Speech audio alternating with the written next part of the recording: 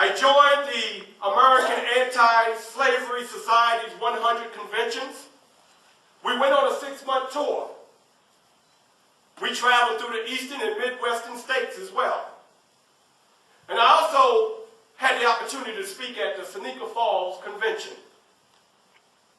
And at that Seneca Falls Convention, it was the birthplace of the American feminist movement.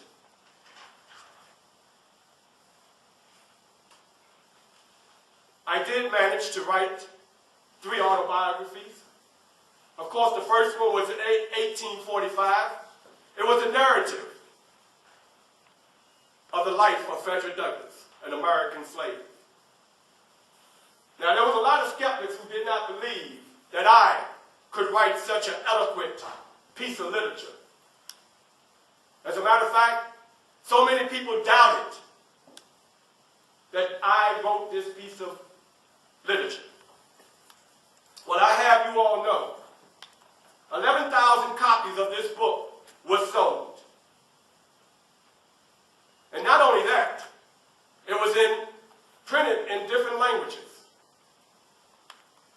French and Dutch, and published in Europe.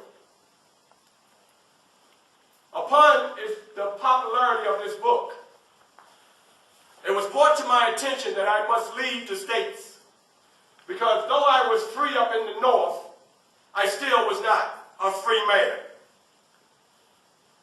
So I boarded the Capria and I traveled to Liverpool. I landed in Ireland during the Irish potato famine.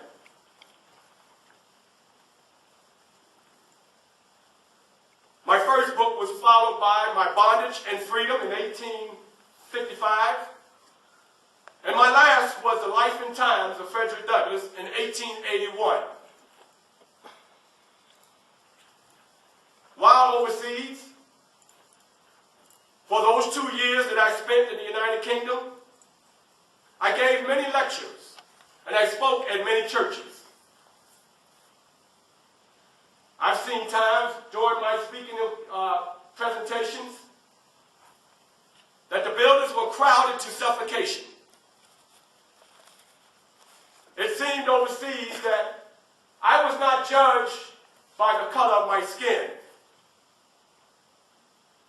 They looked at me as a man. And they loved to hear the stories of how African Americans were treated in America. And not only did they take a liking to hear it, they wanted to find out how they can help. And during my stay, my freedom was bought. The British sympathizers raised money to buy my freedom. And upon buying my freedom, I made it back to the States. And upon the arrival back in the States, I once again connected with my fiancée, Annie Mary. And from that point, we married. And we had 5 offsprings. My 5 children was Charles, Rosetta, Louis, Frederick Douglass Jr., and Annie Douglass. But unfortunately, when Annie was 10, she died.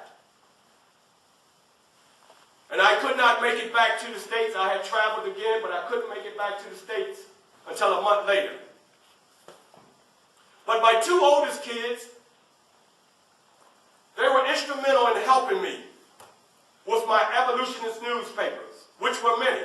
The North Star, the Frederick Douglass Weekly, the Frederick Douglass paper, the Douglass Monthly, and the New National Era.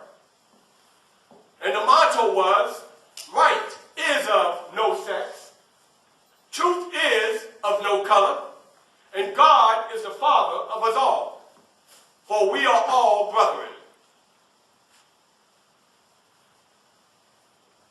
Sometime later, I had a chance to meet a fine gentleman by the name of Mr. John Brown. Now, Mr. John Brown was a radical. He was a radical evolutionist. And I also was taken aback by him as well. I thought to myself, here's another white man that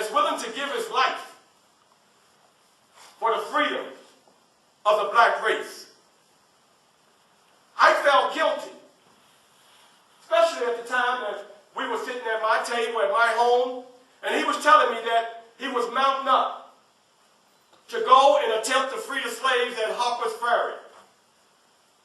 And he requested that I come along. I felt bad denying him, but I knew that was not a place for me. And come to find out, good thing I didn't go. Because word got back to me shortly that John Brown was hung.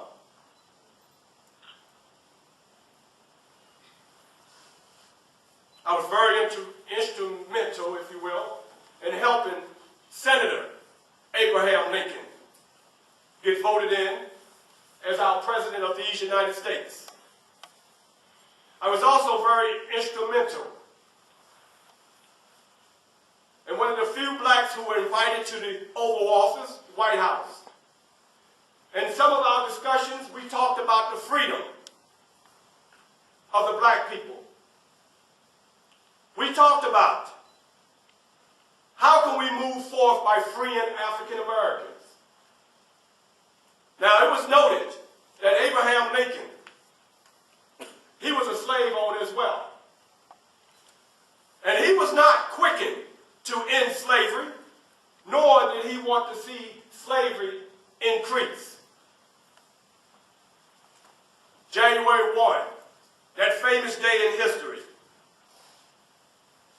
when President Abraham Lincoln signed the Emancipation Proclamation, proclaiming slavery to an end. Even though it was signed on January 1 of 1863, I have you know today that all slaves were not free until the year of 1865.